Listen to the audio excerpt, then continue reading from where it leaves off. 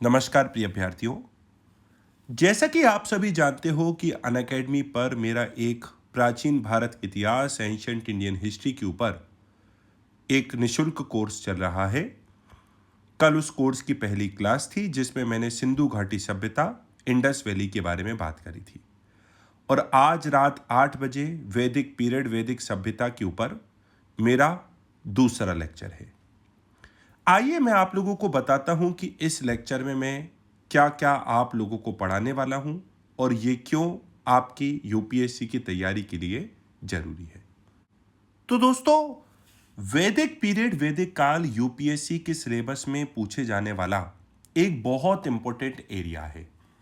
वैदिक काल को आप दो भागों में बांट सकते हो, ऋग वैदिक पीरियड और लेटर वैदिक पीरियड।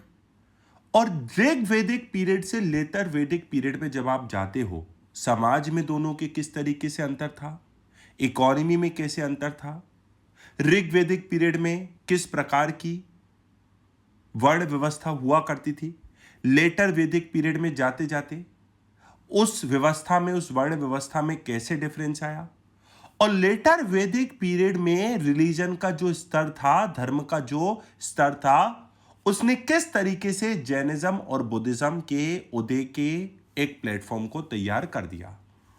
दोनों में किस प्रकार से टैक्सेशन सिस्टम था, महाजनपद काल का कैसे बढ़ोतरी होती हुई दिखती है, हम किस तरीके से कृषि अर्थव्यवस्था के विस्तार को देखते हैं, राजा की पोजीशन कैसी थी, महिलाओं की दशा कैसी थी, सारे इंपॉर्टेंट बातों पे मैं बात करूंगा। आप भले उपनिषद की बात कर लो, वेदांत फिलोसॉफी की बात कर लो, तो वैदिक दर्शन की भी मैं बात करूंगा और यह भी बताने का प्रयास करूंगा कि हड़प्पा सभ्यता के धर्म से वैदिक धर्म में क्या अंतर था।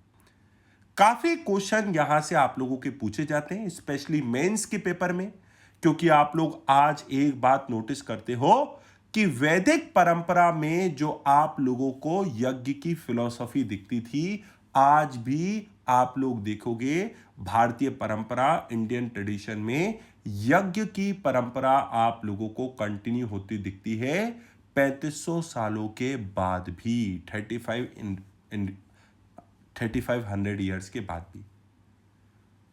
तो इंडियन सोसाइटी क्यों अपने कल्चर को इतने लंबे समय तक सस्टेन रख पाया, भारतीय समाज क्यों अपनी संस्कृति को बिना किसी खंडन के जारी रख पाया, आखिरकार भारतीय सभ्यता में हमें किस प्रकार से निरंतरता के तत्व फैक्टर्स ऑफ कंटिन्यूटी देखने को मिलते हैं, इस बात पे भी मैं आपसे डिस्कस करूंगा। डिस्क्रिप्शन में आप सभी को लिंक दी गई है, उस लिंक पे जाके आप जरूर रजिस्टर करें और नोटिफाई मी के बटन पे अगर आप क्लिक करेंगे तो आज रात 8 बजे के सेशन पे अनअकैडमी पे आप मेरे साथ जुड़ पाएंगे। लाइव सेशन है, मुझे आप लोगों से जुड़ने का इंतजार रहेगा। बहुत बहुत धन्यवाद। जय हिंद। और यदि आपको किसी भी प्रकार की समस्या लिंक से जुड़ी आती है, यदि लिंक काम नहीं करती है, तो डिस्क्रिप्शन में टेलीग्राम चैनल का लिंक भी दिया गया है। आप लोग टेलीग्राम चैनल से अनुजगर कोचिंग के जुड़ जाइएगा, वहां पे भी मैं इस लिंक को शेयर कर दूंगा ताकि आपको लिंक से जुड़ी समस्या ना आए।